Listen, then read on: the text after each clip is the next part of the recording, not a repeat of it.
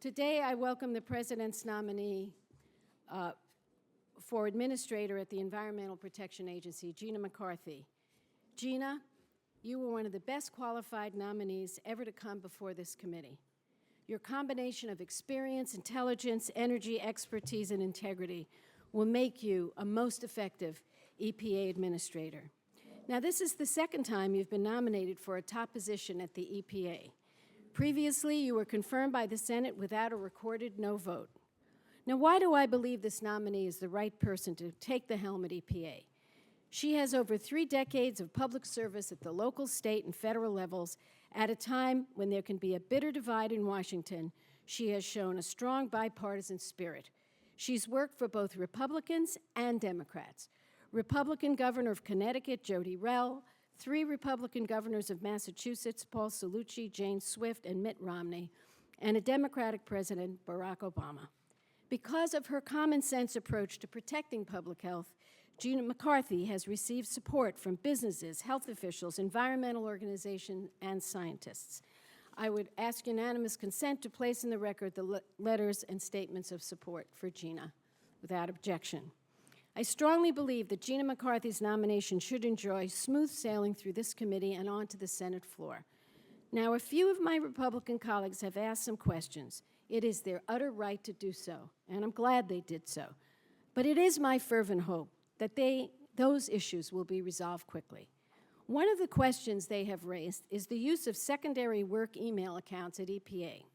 It's important to note that this method of answering emails was initiated by Republican EPA Administrator Christine Todd Whitman and was used by Republican EPA Administrator Stephen Johnson and Acting Administrator Marianne Harinko. Secondary emails have been used because top officials at the EPA have too many messages through their primary email account to be manageable. For example, Administrator Jackson received 1.5 million emails a year, more than 41,000 a day. For her secondary work email account, Administrator Jackson used the name Richard Windsor. Administrator Whitman used to Wit. Administrator Johnson used to Carter. Acting Administrator Harinko used to Duke. And Deputy Administrator Peacock used the name Tofu at EPA.gov. Republican members of this committee wrote to Gina McCarthy just yesterday, with a number of new questions, generally focusing on past EPA practices. EPA has provided extensive information and intends to continue to work with the Republican members on these issues. I totally disagree that EPA has been, quote, wholly unresponsible. That's what our colleagues on the Republican side said. Unresponsive to the majority of issues raised in the letter. I am so hopeful that all outstanding issues can be addressed promptly and will not stop this most qualified candidate from moving forward. Look, EPA has a critical mission to protect human health. Laws like the Clean Air Act have a great history. I remember a time, not so long ago, when the air was so dirty in Los Angeles it was hard to see out the window. Because of the EPA, there has been a dramatic improvement in air quality. I have a chart to prove what I just said. In 1976, there were 166 air health alerts in Southern California. In 2012, there were 0 alerts.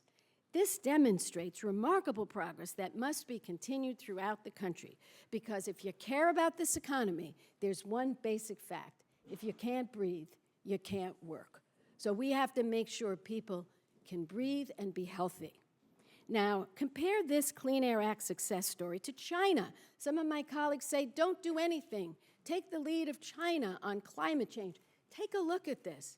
And this is kind of a clear day in China. I was there for several days with colleagues on a trip, and this was considered a clear day. The American people get this. In January 2013, a bipartisan poll found that 78% of voters believe that clean air is extremely important, with 69% of voters favoring even stricter limits on air pollution. So the results are clear.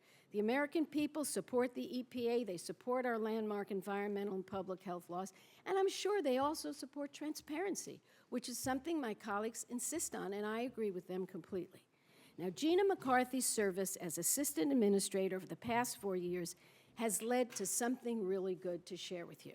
Reductions in mercury, arsenic, lead, and other toxic pollutants in our air. It is clear we are moving forward and people are healthier. And I am confident that Gina McCarthy, after we hear her today, I think will underscore how fair she is, how trustworthy she is, and I believe how she understands the law and the science. She has a deep understanding that the health and safety of the American people and a growing economy depend on clean air and safe drinking water. So I believe she will lead in the right direction in a bipartisan spirit. Gina McCarthy, I strongly support your nomination. I'm very excited about it.